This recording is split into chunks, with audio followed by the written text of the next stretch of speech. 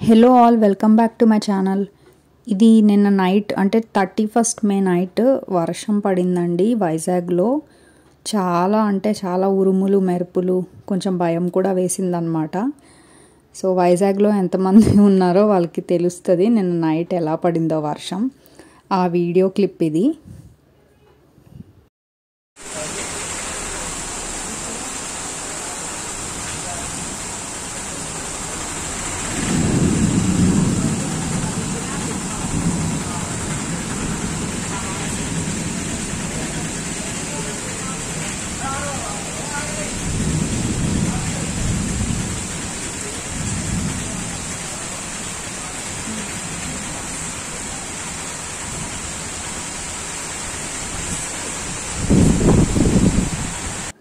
మళ్ళీ మార్నింగ్ చూడండి, అంతా నార్మల్ అయిపోయింది, ఎండ వచ్చేసింది.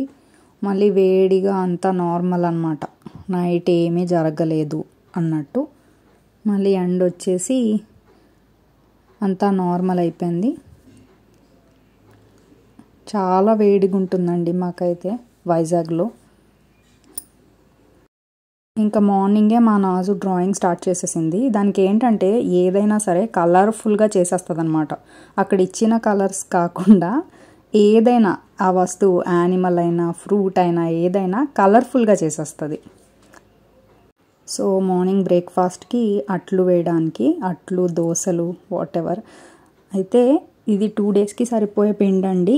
నేను ఒక పూటకి ఇంత అంటే ఒక బౌల్లోకి తీసుకుంటున్నాను. ఒక 2-3 స్పూన్స్ అనమాట. అంటే ఒక 7-8 దోశలు వచ్చేలాగా కలుపుకుంటాను.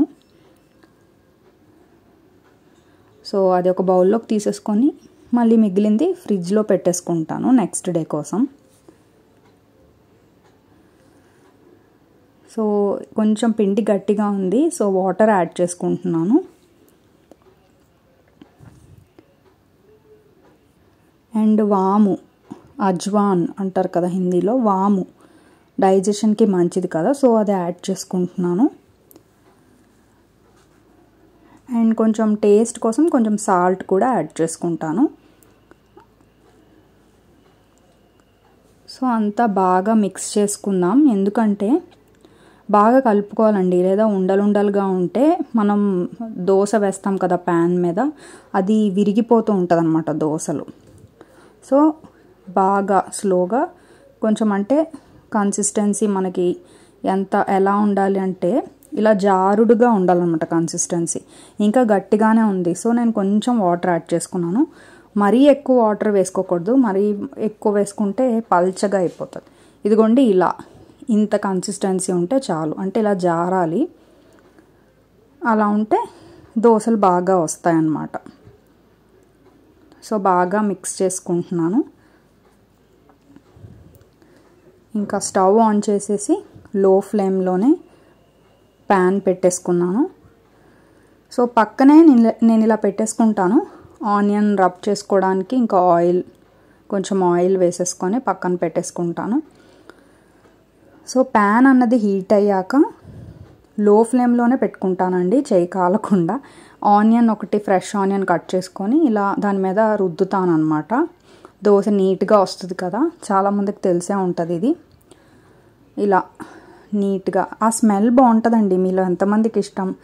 నాకు ఆ స్మెల్ నచ్చుతుంది. ఆనియన్ అలా ప్యాన్ మీద రబ్ చేస్తుంటే కొంచెం స్మెల్ వస్తుంది కదా. సో ఇంకా ఇలా వేసుకుంటున్నాను. ఫస్ట్ దోశ ఇది. ఒకసారి ఫస్ట్ దోశ బాగా రాదు, కానీ లక్కీగా బాగానే వచ్చిందండి వీడియోకి. సో ఇలా స్లోగా స్ప్రెడ్ చేసుకుంటాను, లేదా మధ్యలో మళ్ళీ బ్రేక్ అయిపోతుంది కదా. మధ్యలో పాటు కూడా కొంచెం ఇలా సైడ్స్కి వచ్చేలాగా చేసుకుంటాను. లేట్ అయినా పర్లేదు కానీ స్లోగా చేసుకుంటాను అనమాట నేను. ఇంకా సైడ్స్కి కొద్దిగా ఆయిల్ అలా వేసుకుంటాను, మరీ ఎక్కువ వేసుకోను, లైట్గా, అంటే ప్యాన్కి అంటుకోకుండా దోశ.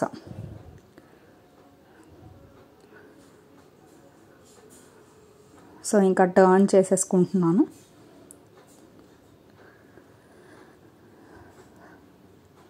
సో లక్కీగా వీడియో కోసమేమో ఫస్ట్ దోశ బాగానే వచ్చింది. సో ఇంకా ఇలా నేను అంటే పక్కనే హాట్ బాక్స్ పెట్టేసుకుంటాను, అవ్వగానే అందులోకి వేసేసుకుంటాను అనమాట. సో దట్ మనం వెంటనే తినకపోయినా వేడిగా ఉంటాయి కదా అందులో. సో అలా హాట్ బాక్స్లో వేసేసుకుంటూ ఉంటాను. వేసేసుకొని మూత పెట్టేసుకుంటాను ఇంకా. సో మళ్ళీ ఆనియన్తో అలా రబ్ చేసేసుకొని ఒకసారి జాగ్రత్తగా రబ్ చేసుకోవాలండి, లేదా చేయి కాలిపోతుంది. సో లో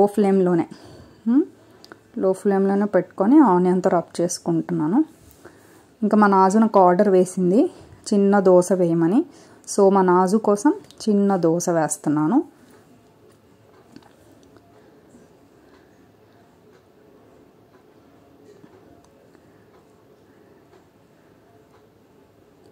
సో స్లోగా కొంచెం జాగ్రత్తగా వేసుకొని కొద్దిగా ఆయిల్ కూడా వేసుకుంటున్నాను.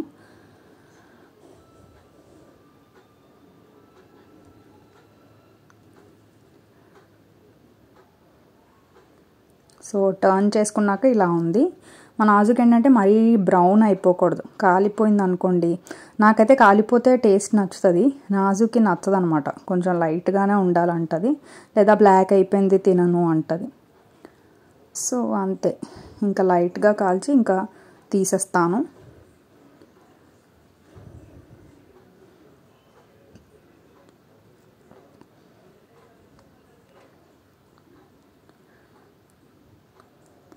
సో ఇంకా అలా అన్నీ ఒక 8 దోసెస్ అలా వస్తాయి.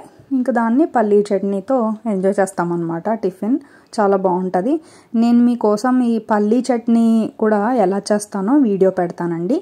థ్యాంక్ యూ అండి. Thanks for watching.